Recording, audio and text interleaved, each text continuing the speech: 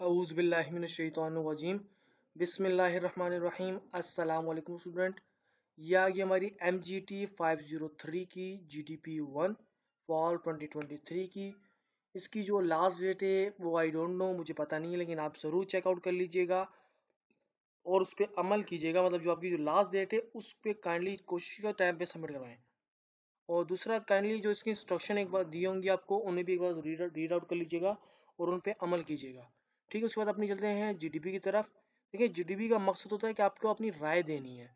तो GDP का मकसद है उनका ये देने का ये मकसद होता है कि आपको क्वेश्चन दिया गया, आप उसको समझें, उसके मुतालिक आपकी राय क्या है, आप उसके बारे में क्या आपका आइडिया है वो बताइए। तो काइंडली से कॉपी पेस्ट ना कीजिएगा, थोड़ी अपनी वर्डिंग में लिखिएगा ताकि आपको इसके पूरे मार्क्स मिले। तो ये हमारे पास GDP आ गया, हमें एक सिनेरियो दिया है, फिर उससे रिलेटेड हमारे पास यहाँ पर सवाल है। तो पहले जो सिनेरियो है उसे समझ लेते हैं, हमसे क्या पूछा गया है, उसके बाद हम फिर सोल्यूशन की तरफ चलते हैं। सिनेरियो एक क्या दिया, कह रहे दो सिनेरियो में दिए, दो यानी कि एक पैराग्राफ दिए हैं। पहले में कह रहे Sarah a financial analyst was assigned the responsibility of assessing two perspective investment options for her employer. ये सारा जो है वो एक फाइनेंशियल एनालिस्ट है, जिसको असाइन की गई थी, एक रिस्पॉन्सिबिलिटी दी थी, एक काम दिया गया था कि वो असेस करे टू प्रोस्पेक्टिव इन्वेस्टमेंट को, ऑप्शन को, फॉर हर अपने एम्प्लॉयर, मतलब अपने एम्प्लॉयर के लिए इन्वेस्टमेंट ऑप्शन को प्रोस्पेक्ट करे, असेस करे। ठीक है। One possibility entail a promising startup.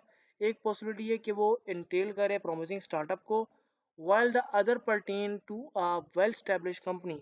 जबकि दूसरा जो है कि वो वेल स्टैब्लिश कंपनी को पर्टेन करे। She collected data on both firms and determined that the renewable energy startup was a more appealing investment prospect. फिर उसने कलेक्ट किया डेटा बोथ फर्म का और डिटरमाइन किया कि रिन्यूएबल जो एनर्जी स्टार्टअप है वो मोर अपीलिंग इन्वेस्टमेंट है प्रोस्पेक्ट की। यहाँ तो होगी अब ये सारा की बात। उसके बाद आगे बढ़ते जो नेक्स्ट है वो है शेफ मॉन्कट। शेफ मॉन्कट के बारे में बात है कि chef Moncut the proprietor of a recently established Thai restaurant. कह रही शेफ मॉन्कट का जो एक है रिसेंटली उसने स्टैब्लिश किया एक थाई रेस्टोरेंट है, was task with creating a fresh menu for new season. उसका टास्क था कि वो क्रिएट करे फ्रेश मेन्यू न्यू सीजन के लिए, instead of planning preparing repetitive dishes. Instead के कि वो वही पुरानी घिसी रिपीटी जो डिशेज हैं वही दोबारा क्रिएट करे। He drew inspiration from vibrant abstract paintings and shapes of modern sculptures. उसने ड्रू की अपनी इंस्पायरेशन को वाइब्रेंट किया, एब्स्ट्रैक्ट किया पेंटिंग्स को, और उसको शेप दी मॉडर्न स्कल्पचर्स की। Drawing inspiration from many art works. जो उसकी ड्राइंग की इंस्पायरेशन थी मैनी आर्ट वर्क्स की। He skilfully crafted a menu that surpass more than just food. Every wheel was a work of art. फिर उसने एक skilfully एक क्राफ्ट तैयार किया, एक मेन्यू क्रिएट किया जो सिर्फ फूड के को ही नहीं बता रहा था, बल्कि वो एक मील को, खाने को एक आर्ट की तरह शो करवा रहा था मेन्यू। ठीक है। यहाँ पर सिंपली एक सारा की बात हुई है। सारा क्या है, वो एक फाइनेंशियल एनालिस्ट है, उसको रिस्पॉन्सिबिलिटी ये कि वो अपने जो एम्प्लॉय हैं उनको दो पर्सपेक्टिव को, अच्छे इन्वेस्टमेंट कोई ऑप्शन है उनको दें।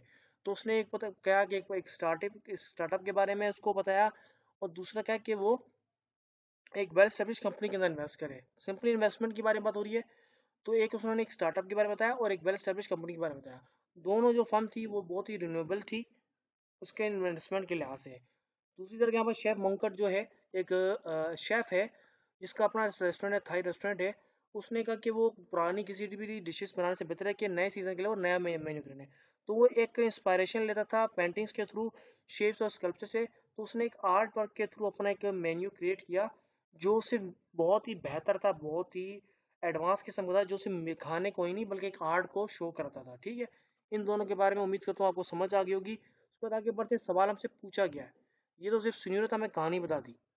अब ये हमारा पॉइंट ऑफ डिस्कशन है। कह रहे हैं axis assess the given scenario and identify the various decision making styles employed by the individuals in each situation। कह रहे हैं हमें आइडेंटिफाई करें दोनों सिनेरियो में, आप देखें पढ़ें और एम्प्लॉय ने क्या, इन्होंने क्या एक्शन लिया है, क्या इन्होंने अपने ऊपर आइडेंटिफाई क्या कहते हैं डिसीजन लिए हैं, कोई इनको जब सिचुएशन वगैरह कोई फेस हुई है तो वो हमें आइडेंटिफाई करके बताएं। आगे क्या कह रहे हैं, provide are reasonable for your response by identifying two distinct attributes associated with each decision making style in the given scenario। मतलब दोनों के आपका जो रिस्पॉन्स है, दोनों को जो अपनी जो प्रॉब्लम और इश्यू से रिलेटेड जो आगे यानी कि रद्द अमल है, उसको देखते हुए आपने उनके लिए दो एट्रीब्यूट्स करने हैं कि इन्होंने किया क्या अपनी सॉल्यूशन को सॉल्व करने के लिए, ठीक है, और इनकी क्या यानी कि कैफियत थी। सिंपली ये सोल्यूशन आ गया हमारा, उसके बाद आगे बढ़ते हैं। सबसे पहला जो है हमने उसके बारे में हमने यहाँ पर पहले मेंशन किया है। हमने कहा इन द गिवन सिनेरियो सारा and chef employed different decision making style.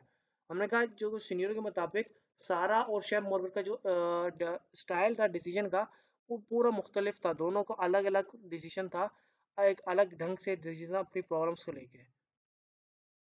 सबसे पहले सारा की बात की, हमने कहा फॉर सारा, सारा के लिए हर decision making style can be describe as analytical. हमने कहा जो सारा का जो डिसीजन था, उसका स्टाइल था, वो एक एनालिटिकल था। She collect data and assesses the investment option based on objective information. वो क्या करती थी कि अपना जो डेटा था उसको कलेक्ट करती थी, और इन्वेस्टमेंट जो ऑप्शन के जो ऑब्जेक्टिव थी उसकी इन्फॉर्मेशन के बेस पे उसके ऊपर काम करती थी। Two distinct attributes associated with this decision making style are, तो जो उसके डिस्टिंक्ट एट्रीब्यूट्स हैं जो उसके स्टाइल के डिसीजन के, जो उसका फैसले को मद्देनजर करते हैं, हमने यहाँ पर ड्राइव किए हैं, यहाँ पर मेंशन एट्रीब्यूट्स। तो पहला क्या हमने कहा, डेटा ड्राइवन, मतलब डेटा जो कलेक्ट वगैरह करती थी, ड्राइवन वगैरह करती थी, उसके बारे में कहा है। सबसे पहले क्या हमने क्या किया, Sarah relies on data and facts to make her decision. हमने कहा सारा अपने डेटा और फैक्ट्स के ऊपर डिपेंड कर रही थी डिसीजन या फैसला लेने के लिए, वो इसके ऊपर डिपेंड करती थी। She carefully collects and analyses information about both investment option before coming to a conclusion. फिर वो केयरफुली तौर पे तो जो कलेक्ट करती डेटा उसको एनालाइज करती थी, इंफॉर्मेशन को, इन्वेस्टमेंट्स को, और फिर जो ऑप्शंस आते थे उनको कंक्लूजन के तौर पे यानी कि उनका आंसर निकालती थी, उनको फिर समझती थी और काम करती थी, ठीक है। उसके बाद आगे क्या है, रेशनल। सारा इसका जो डिसीजन था, making process is logical and rational. सारा जो फैसला लेती थी वो प्रोसेस जो होता था वो लॉजिकली होता था और रेशनली तौर पे होता था। She weighs the pros and cons of each investment options and makes a well-informed decision based on her analysis। वो तमाम उतार चढ़ाव जो होते हैं, प्लस माइनस एडवांटेज को देखते हुए, तमाम चीज़ों को कैलकुलेट करते हुए, फिर इन्वेस्टमेंट की जो इन्फॉर्मेशन को उनको कलेक्ट करने के बाद, एनालाइज करने के बाद तमाम चीज़ों को, फिर एक वेल इन्फॉर्म डिसीजन फिर करती थी। तो ये बात होगी यहाँ पर हमारी सहारा की, उसके हमने दो एट्रीब्यूट्स भी यहाँ मेंशन करते हैं। अब आगे बढ़ते हैं, शेफ मॉन्कर्स के बारे में हमने बात करनी है, उनके दो एट्रीब्यूट्स बताने। अब आगे यहाँ पर ऑन द अदर एंड हमने कहा शेफ मॉन्कर का जो डिसीजन था, मेकिंग स्टाइल था, can be describe as initiative. हमने कहा जो शेफ मॉन्कर का जो फैसला करने का जो अंदाज था वो इनिशिएटिव था। He draws inspiration from various artworks and use his creativity to craft a unique menu।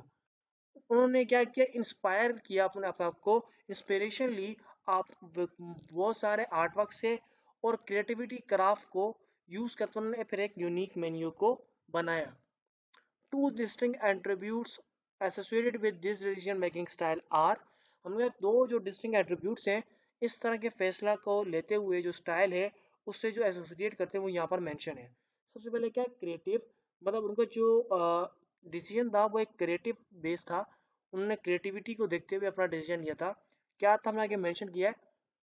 हमने कहा शेफ मॉन्कर जो था, decision making process involves creativity and imagination. हमारा शेफ मॉन्कर का जो डिसीजन था वो इन्वॉल्व था क्रिएटिविटी और इमेजिनेशन को लेके। He uses abstract paintings and shapes of sculptures as inspiration to create a menu that goes beyond just food. उन्होंने अपनी पेंटिंग्स को एब्स्ट्रैक्ट करते हुए और शेप्स को, सर्कल्स को देखते हुए उनसे इंस्पायरेशन ली, और एक मेन्यू क्रिएट किया जो सिर्फ फूड को ही नहीं बल्कि एक अलग ही आर्ट को भी डिस्क्राइब करता था मेन्यू के अंदर। सेकेंड पॉइंट जो हमारा वो क्या है, इंस्टिंक्टिव। अब इंस्टिंक्टिव में मैंने क्या लिखा, हमारा जो एट्रीब्यूट है शेफ मॉन्कर्ट का, हमने लिखा है chef Moncurt relies on his instincts and intuition to make decisions. मतलब शेफ माउंट जो होता है डिपेंड करते थे अपनी इंस्टिंक्ट्स को लेकर, इंट्यूशन को लेकर, उनको देखते थे, समझते थे, फिर मतलब अपनी जो उनकी इंस्टिंक्ट्स थी, क्रिएटिविटी चीज़ों वगैरह को देखते हुए, उनको देखते हुए इंट्यूशन करते थे, फिर फैसला लेते थे। He trusts his gut feeling and aesthetic sense to come up with innovative and visually appealing dishes. उनको यकीन था, अपनी गट फीलिंग थी, अपने जो आर्टिस्टिक उनका सेंस था, उनकी जो फीलिंग थी वो इनोवेटिव थी और विजुअली अपील कर रही थी डिशेस को लेकर। तो यहाँ तक आपके हो गया आंसर कंप्लीट। जीटीपी का आंसर हमने मेंशन कर दिया है। उम्मीद करता हूँ आपकी इस वीडियो से हेल्प होगी। काइंडली प्लीज़ वीडियो को जरूर लाइक कर दीजिएगा, चैनल को जरूर सब्सक्राइब कीजिएगा। काइंडली बहुत ही मेहनत लगती है एक यूनिक आंसर क्रिएट करने में, तो काइंडली प्लीज़ चैनल को जरूर सब्सक्राइब कर दीजिएगा और इस वीडियो को अपने दोस्तों के साथ शेयर कीजिएगा ताकि उनकी भी हेल्प हो जाए। इंशाल्लाह बहुत जल्द मिलते हैं किसी एक नई वीडियो में आप स्टूडेंट्स की हेल्प करते हुए। तब तक के लिए अल्लाह हाफिज़ एंड थैंक्स फॉर वॉचिंग।